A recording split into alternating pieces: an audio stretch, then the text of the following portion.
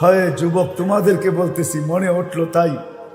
কিয়ামতের দিন আল্লাহ প্রথম ডাকবে ফাতেমাকে, আর ডাইকা বলবে আইনা বানাতুকি, তোমার মেয়েরা কোথায়?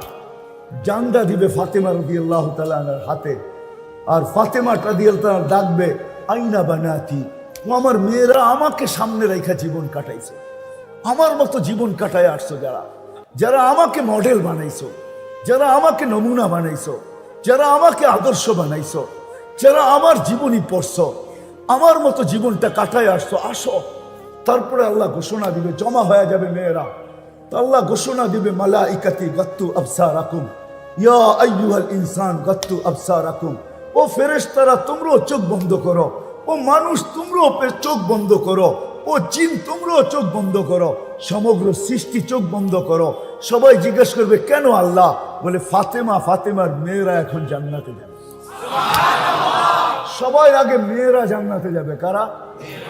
তারপরে আল্লাহ ডাকবে আইনা হাসান আর হুসাইন, হাসান হুসাইন কোথায়? আসবে দুইজন, জান্ডা আল্লাহ দুই ভাইয়ের হাতে দিবে। তারপরে বলবে ডাকো আইনা শাবাব আল মুসলিমিন, মুসলমানদের যুবকরা কোথায়? বলছে কোন যুবক? বলে আল্লাযীনা শাবাবা খুশা, ওই সমস্ত যুবক যারা আল্লাহর ভয়ে নিজেকে লজ্জাপতির মতো গুটায় নিছিল, ওরা কোথায়? তো একদল যুবক উঠবে, মুসলমানদের যুবকরা হাসান হুসাইনের সাথে যাবে। তো আল্লাহ বলবে হাসান হুসাইনকে চলো তোমরা আগে, মুসলমানদের যুবকরা তোমাদের সাথে। তারপরে ডাকবে আইনা আবু বকর উঠবে, তার হাতে বুড়াদের জান্ডা দিবে।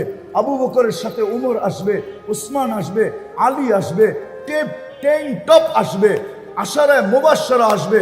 তারপরে আল্লাহ ডাকবে আইনা শুয়ুখাল মুসলিমিন, মুসলমানদের বুড়ারা কোথায়? আইনাল্লাযীনা শাইয়াবু ফিল ইসলাম, ওরা কোথায় যারা ইসলামের ভিতরে দাড়ি পাকায়া দিছে? তারপরে উঠবে বুড়ারা, আল্লাহ বলবে আবু বকর তুমি আগে, এইবার চলো মুসলমানদের বুড়ারা। কেমন হবে ওই দিন? তিনও দলই যখন দুজকের কাছে যাবে, তো দুজক জিজ্ঞেস করবে মান আনতুম, তোমরা কারা? মহিলাদেরকে আগে জিজ্ঞেস করবে, ফাতেমা রাদিয়াল্লাহু তাআলা আনহা পরিচয় দিবে। তো দুজক বলবে তাবুরুনা কাইলা তাশউর, এরকম পার হবে যে তোমাদের খবরই না হয় পুলসিরাত কখন পার হয়ে গেছে। হাওয়ার গতি কি, এর চেয়ে কোটি গুণ গতিতে মুসলমানের মেয়েরা পার হয়ে যাবে। তারপরে যুবকরা পার হবে, তারপরে বুড়ারা পার হবে। সবার সামনে আল্লাহর রসুল থাকবে। কে থাকবে? কালকে থাকবে, কে থাকবে? আরেক দল মহিলা আছে যারা আল্লাহর রসুলের আগে দিয়ে জান্নাতে ঢুকবে। যারা যৌবন বয়সে বিধবা হয়েছে, কিন্তু বাচ্চা কাচ্চা পালতে যায় নিজের জীবনটাকে বিসর্জন দিয়া দিছে, আর দ্বিতীয় বিয়ে বসে নাই, বাচ্চা কাচ্চা নিয়ে জীবনটা কাটায় দিছে। তারা আল্লাহ রসুলের আগে দিয়ে ঢুকবে। তা আল্লাহ রসুল জিজ্ঞেস করবে তোমরা কারা, আমার আগে ঢুকতেছো? হাইসা দিয়া বলবে ইয়া রাসূলুল্লাহ, পরিচয় দিবে। তা আল্লাহ রসুল বলবে মারহাবান বিকুন্না, তোমাদের জন্য মারহাবা, তোমরাই যোগ্যতা রাখো আমার আগে যাওয়ার, চলো। ওই জিন্দেগি শিখানোর জন্য আল্লাহ রসুল আসছে, যে তিনটা জিনিস যেন সুরক্ষিত হয়, ওইটাই শিখতে হবে, শিখা ছাড়া আসবে না। সাহাবারা শিখছেন, আমি দেখাইছি আপনাদেরকে, এরা দুনিয়া গড়লে করতে পারতেন, আমাদের মতো দুনিয়া গড়তে পারতেন? কসম খোদার মেরে আজিজ ও বুইগরের মানুষ, আমরা তো পায়ের ঘাম ঝরায়া আমরা দুনিয়া যতটুকু গড়ছি, যেই যতটুকু গড়ছি, সাহাবা শুধু ইশারা করলে গড়ে যেত। কি করলে? কি করলে? শুধু ইশারা না, ইচ্ছা করলেই গড়ে যেত। কি করলে? কি করলে? বুঝে আসে না? মনে হয় স্বীকার করেন? আমার কাছে প্রমাণ আছে, ইচ্ছা করলে করতে পারতেন, শুধু ইচ্ছা করলে করেন না। জানেন 60-70 বছর এখানে ঘোরা কি করব, কোথায় করব, ওইখানে করব। এই জন্য জান মাল সুরক্ষিত করা, হেফাজত করা, কোথায় লাগাইতে হবে, যোগ্যতাকে সঠিক জায়গায় কাজে লাগাই দিছেন। আসেন, আর লম্বা করতে চাইতেছি না, যদি বুঝে আসে আমার কথা, বুইগরের মানুষ এই মজমার থেকে প্রতিজ্ঞা করেন যে আমিও শিখব। এই জন্যই আমি বলতেছিলাম, সব পায়া যাওয়ার পরে ভুলে গেছে কে দিল, কেন দিল, কোত্থেকে দিল, কিভাবে দিল। তো আল্লাহ এটাও বলে 24 ঘন্টা তোকে সুরক্ষিত করি। হায় হায়, তুই বিলা থাকিস কিভাবে। তো কোরআনের আরেকটা শব্দ আমাদেরকে বুঝাইতে চাইতেছে, কোরআনের চিৎকার, মা গররাকা বিরাব্বিকাল কারীম ইয়া আইয়ুহাল ইনসান। ও মানুষ, সবকিছু পাওয়ার পরে তুই আল্লাহকে ভুললি কি করে বল। আল্লাহ জিজ্ঞাসা করতেছে, প্রশ্ন করতেছে, সবকিছু পাওয়ার পরে তুই আল্লাহকে ভুললি কি করে। মা গররাকা বিরাব্বিকাল কারীম, রব্বে কারীমকে তুই ভুললি কি করে, যে কারীম। 24 ঘন্টা নাফরমানি। হ্যাঁ, কোনো বাড়ি নাই, কোনো ঘর নাই, এই মহল্লায় একটা বাড়িও দেখানো যাবে না যেই বাড়িতে টেলিভিশন নাই, যেই বাড়ির 100% মানুষ নামাজি, সবাই পর্দানিশী, সবাই দিনদার। কি বুইঘরে একটা বাড়ি দেখানো যাবে? আমার মনে হয় না। আমি যে বিল্ডিং এ থাকি ওই বিল্ডিংও নাই। নাই। 24 ঘন্টা নাফরমানি, তারপর আল্লাহ বলে তোকে আমি 24 ঘন্টা সুরক্ষিত করি। কথা লম্বা হয়ে যাবে, আমি লম্বা করতে চাইতেছি না। এই জন্যই নবীরা আসেন, কেননা মানুষের ভিতরে একটা গুণ আছে, সুরক্ষিত করার গুণ, হেফাজতের গুণ। সুরক্ষিত করতে পারে মানুষ ইচ্ছা করলে, সঞ্চিত করতে পারে মানুষ, সঞ্চয় করতে পারে ইচ্ছা করলে। তো নবীর আয়েশা দেখাইছে, মানুষ তোর অস্তিত্বটাও একটা পুঁজি, এর ভিতরে সীমা রেখাটাও একটা পুঁজি। তুই যা অর্জন করছিস এই দুইয়ের সমন্বয়, ওটাও একটা পুঁজি। এই 3 পুঁজিকে তুমি কিভাবে সুরক্ষিত করলে, দুনিয়াতে যতদিন থাকো, যতদিনই থাকো। কোরআন এক জায়গায় বুঝাইতে চাইতেছে উলাইকা খায়রুল বারিয়া। আল্লাহ বুঝাইতে চাইতেছে কিভাবে যতদিন জমিনে থাকবে, তো তোমার চেয়ে উত্তম কেউ হবে না। তোমার চেয়ে উত্তম কেউ। কিরকম উত্তম? একটা দুটা হাদিস দিতেছি। জমিনে যখন হাঁটবে তো জমিনও বলবে, কবে যে তুমি আমার কাছে আসবে, আমি তোমাকে আপ্যায়ন করব। আখুযুহু সিনাতুন ওয়ালা নাওম। والصلاة والسلام على حبيبنا المصطفى الذي بعثه إلى الجن والإنس بشيرا ونذيرا داعيا إلى الله بإذنه وسراجا منيرا أدى الأمانة نصح الأمة كشف الغمة وجاهد في الله حق جهاده حتى أتاه اليقين صلى الله عليه وعلى آله وأصحابه وأتباعه إلى يوم الدين. أما بعد فأعوذ بالله من الشيطان الرجيم. بسم الله الرحمن الرحيم. من عمل صالحا منكم من ذكر أو أنثى وهو مؤمن فلنحيينه حياة طيبة. وقال جل جلاله الذي خلق الموت والحياة ليبلوكم أيكم أحسن عملا. وقال رسول الله صلى الله عليه وسلم يا أبا سفيان جئت بكرامة الدنيا والآخرة. وقال صلى الله عليه وسلم إنكم لتموتون كما تنامون وتبعثون كما تستيقظون وتحاسبون بما تعملون فإما جنة أبدا أو نار أبدا أو كما قال عليه الصلاة والسلام. অত্র মাহফিলের সম্মানিত সভাপতি, উপস্থিত ওলামায়ে কেরাম,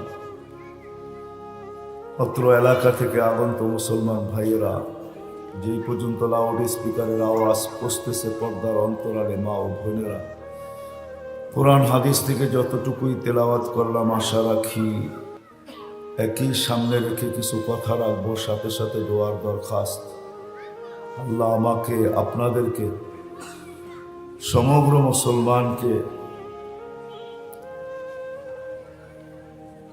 সঠিকভাবে শোনার তৌফিক দান করেন, সাথে সাথে আমল করারও তৌফিক দান করেন।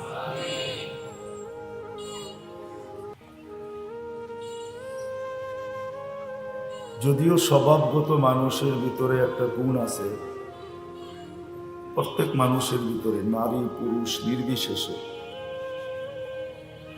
সুরক্ষিত করার গুণ সবার ভিতরে আছে। এরকম কোনো মানুষ নাই। বাচ্চার কথা ভিন্ন, কেননা বাচ্চার না পক্ষে লেখা হয় না বিরুদ্ধে লেখা হয়।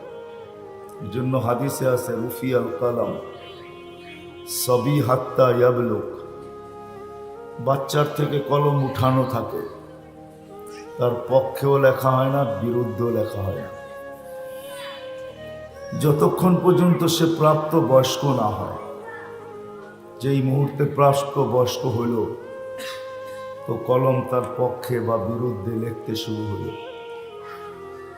যতক্ষণ পর্যন্ত সে প্রাপ্ত বয়স্ক হয় না তো কলম তার থেকে উঠানো থাকে, না পক্ষে লেখা হয় না বিরুদ্ধে লেখা হয়। দ্বিতীয় একটা শ্রেণী আছে পাগল, মজনু হাত্তা ইয়াবরা, পাগলেরও পক্ষেও লেখা হয় না বিরুদ্ধেও লেখা হয়, তার থেকেও কলম উঠানো। তৃতীয় একটা সম্প্রদায় আছে নায়েম হাত্তা ইয়াস্তাইকিজ, মানুষ যখন ঘুমায়া যায় তো কলম উঠানো থাকে। ঘুমের ঘরে যা কিছুই করে ওটা তার পক্ষেও যায় না, তার বিরুদ্ধেও যায় না। এই তিন সম্প্রদায় ছাড়া সমস্ত মানুষের ভিতরে জন্মগত একটা গুণ আছে, মানুষ সুরক্ষিত করতে জানে, যেটাকে আরেক শব্দ বলতে পারেন সঞ্চয় করতেও জানে। মানুষ হেফাজত করতে জানে, সঞ্চয় করতেও জানে, সুরক্ষিত করতে জানে। কিন্তু আফসোস, সঠিকভাবে যদি সুরক্ষিত না হইল, হেফাজত না হইল, সঞ্চিত না হইল, তাহলে এই মানুষটার জন্য বিরাট বড় আফসোসের বিষয় হয়ে দাঁড়াবে। এই জন্যই নবীরা এসা মানুষকে বুঝায় তিনটা জিনিসই মানুষের মহাপুঁজি। শরীরটাও কিন্তু, অস্তিত্বটাও একটা পুঁজি। বুঝাইতে পারতেছি? অস্তিত্বটা একটা পুঁজি। আর প্রত্যেকের অস্তিত্বের ভিতরে কতটুকু সীমারেখা দেওয়া আছে, যেটাকে আমাদের শব্দে আমরা বয়স বলি, আয়ু বলি, এটাও কিন্তু একটা পুঁজি। কিন্তু প্রত্যেকের অস্তিত্বের ভিতরে কতটুকু সীমারেখা দেওয়া আছে, সীমারেখার বুঝুন তো, এক্সপায়ার ডেট, সীমারেখা কতটুকু দেওয়া আছে এটা কারোরটা কেউ জানে না। না আমারটা আমি জানি, না কারোরটা আমি জানি, কেউ কারোরটা জানে না। এটা স্বয়ং আল্লাহর কাছে রাখা আছে, এটা আল্লাহই জানে না, কেউ জানে না। এই জন্যই নবীরা মানুষকে সতর্ক করছেন, আল্লাহর রসুল আমাদেরকে সতর্ক করছেন। কোন নবীও যদি নাকি উম্মতকে এরকম সতর্ক করেন না, পাওয়া যায় না। কিন্তু আমাদের নবীজি তো দয়ার ভান্ডার, ওনার দয়ার সীমানা নাই। দয়ার সীমানা নাই বিদায়ী আল্লাহ নবীজিকে নিজের নাম উঠায়া দিয়া দিয়েছেন রউফ। আমাদের নবীর একটা গুণ রউফ। রউফ বোঝেন? এটা কিন্তু আল্লাহর নাম, কিন্তু আল্লাহ নিজের বন্ধুকেও দিয়েছেন রউফ। চলুন আমি কোরআন থেকে দলিল দিই। লাকাদ জাআকুম রাসূলুম মিন আনফুসিকুম আজিজুন আলাইহি মা আনিতুম হারিসুন আলাইকুম বিল মুমিনিনা রাউফুর রহিম। রউফ, এটা আমাদের নবীজির গুণ। দয়ার ভান্ডার তো আর কোনো সীমা রেখা নেই যে কতটুকু দয়ালু। এটা আরেকটা জিনিস দিয়ে বুঝলে বোঝা যেতে পারে। যিনি দুনিয়ার থেকে বিদায় নিতেছেন, কিন্তু 9টা ফ্যামিলির ভিতরে সবাই ক্ষুধার্ত, নিজেও ক্ষুধার্ত, কলিজার টুকরা ফাতেমাও ক্ষুধার্ত, হাসান হোসাইনও ক্ষুধার্ত, আলিউল মোর্তাজাও ক্ষুধার্ত, যার পুরাটা ফ্যামিলি ক্ষুধার্ত। এতটুকু ক্ষুধার্ত, ফ্যামিলির লোকদেরই উক্তি যে শুধু ক্ষুধার্ত ছিলাম না, ঘরে বাতি জ্বালানোর মতো তেল শূন্য ছিল, তেলও ছিল। তো তারপরে আম্মা জান বলছেন যদি থাকতো তাহলে আমরা বাতি জ্বালানোর কথা চিন্তা পরে করতাম, কিন্তু আগে খিদা নিবারণের জন্য তেলটা পান করে নিতাম। তাহলে কতটুকু ক্ষুধার্ত ছিল। কিন্তু এদের জন্য কোনো চিন্তা নাই যে আমি চলে যাব একটু পরে, 9 ফ্যামিলি, হাসান হোসাইন আলী ফাতেমার কি হবে, না এই চিন্তা নাই। চিন্তা হলো আমার পরে উম্মতের কি হবে। এই জন্য চোখে পানি নিয়ে বসে আছে, পানি ঝরতেছে, মালাকুল মউত অপেক্ষায় দাঁড়ায় আছে। বারবার জিবরিল আলাইহিস সালাম বলতেছে আল্লাহ আপনার জিয়ারতে আকাঙ্ক্ষায় আছেন, আপনি কখন পৌঁছবেন। জিবরিল আলাইহিস সালাম এই কথা বলতেছেন, মালাকুল মউত বলতেছে আলা ইলা রফিকিল আলা, আপনি কি আল্লাহর সান্নিধ্যে যাবেন না। কিন্তু চোখে পানি ঝরতেছে। যদি বোঝেন বুইগরের মানুষ তাইলে বলতে চাইতেছি, অ্যানালাইসিসের বিষয়, কিন্তু বুঝার বিষয়, ভাবলে বুঝে আসবে। আল্লাহ রসুল বলতেছে জিবরিল ফামান লিবাদিলি উম্মতি, আমার তো চিন্তা হলো আমার পরে আমার উম্মতকে কে দেখা রাখবে, আমার উম্মতের কি হবে। আপনি একটু ভাবেন, নিজের উপরে ভাবেন যে আমরা সারা দিন আমার জন্য কতটুকু ভাবি, আমার ফ্যামিলির জন্য কতটুকু ভাবি, নিজ নিজ পরিবার সন্তান সন্ততির জন্য কতটুকু ভাবি। আর আল্লাহর রসুল ঠিক যাওয়ার মুহূর্তে উম্মতের জন্য কতটুকু ভাবতেছেন, চোখে পানি নিয়ে ভাবতেছেন। তো জিবরিল আলাইহিস সালাম দৌড়ায় গেছেন, দৌড়ায় আসছেন, জবাব নিয়ে আসছেন আল্লাহর পক্ষ থেকে। আল্লাহ সান্ত্বনা দিতেছে হাবিবি, আমার বন্ধু, লা আতরুকু উম্মাতাকা ওয়াহদা, আপনার উম্মতকে আমি একা ছাড়ব না। বন্ধু আপনি কতদিন আর থাকবেন, একদিন তো মরতে হবেই। আনা হাইলা আমুত, আমি চিরঞ্জীব, আমি আপনার উম্মতের জন্য আছি। তখন কিন্তু চোখের পানি বন্ধ হয়, তখনই বলেন মালাকুল মউতকে ইদান ইলা রফিকিল আলা, তুমি কাম শুরু করো, আমি আল্লাহর কাছে যাইতে চাই। যার দয়ার কোনো সীমানা ছিল না, উনি উম্মতকে বুঝাইতে চাইতেছেন, উম্মতকে বুঝাইতে চাইতেছেন, ওইখান থেকে বাহির হয়ে গেছে। আমাদের অস্তিত্বটাও পুঁজি, আর এটার ভিতরে যে বয়স বা সীমা রেখা, এটাও একটা পুঁজি। কিন্তু পুঁজি কতটুকু কারো জানা নেই, না নারী জানে, না পুরুষ জানে, না যুবক জানে, না বৃদ্ধ জানে, না আমাদের সমাজে যারা সবচেয়ে এডুকেটেড শিক্ষিত, যারা নিজেকে কন্ট্রোলার বলে, দুনিয়ার কন্ট্রোলার, এদের বিদ্যা দিয়ে দুনিয়া কন্ট্রোল হয়, এরও জানে না এর আয়ু কতটুকু, ঠিক না? না জানে? হ্যাঁ, না নাসা জানে? নাসা চিনেন? হ্যাঁ চিনেন নাসা? কে? আমেরিকার ওই যারা সৌরজগৎ নিয়ে সারাদিন খেলতে থাকে, আমেরিকার ওই সংস্থা, এরাও জানে না, ঠিক না? কেউ জানে? এই জন্য নবী আমাদেরকে সতর্ক করছেন, ইদা আসবাহতা ফালা তানতাযিরিল মাসা, সকাল মিলল তো সন্ধ্যার অপেক্ষায় থেকো না। ওয়াইদা আমসাইতা ফালা তানতাযিরিস সাবা, সন্ধ্যা মিলল তো সকালের অপেক্ষা আশার রেখো না। কি করব? তো পদ্ধতি শিখাইছে বাদিরু বিল আমাল, গাট্টি বড় করতে থাকো।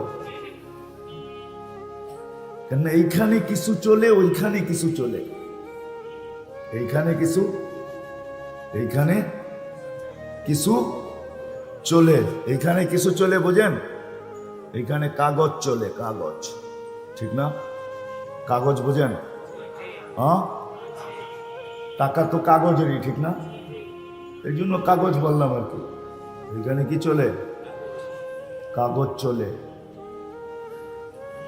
এখানে সম্পত্তি চলে, এখানে আধিপত্য চলে, এখানে হাজারো জিনিস চলে।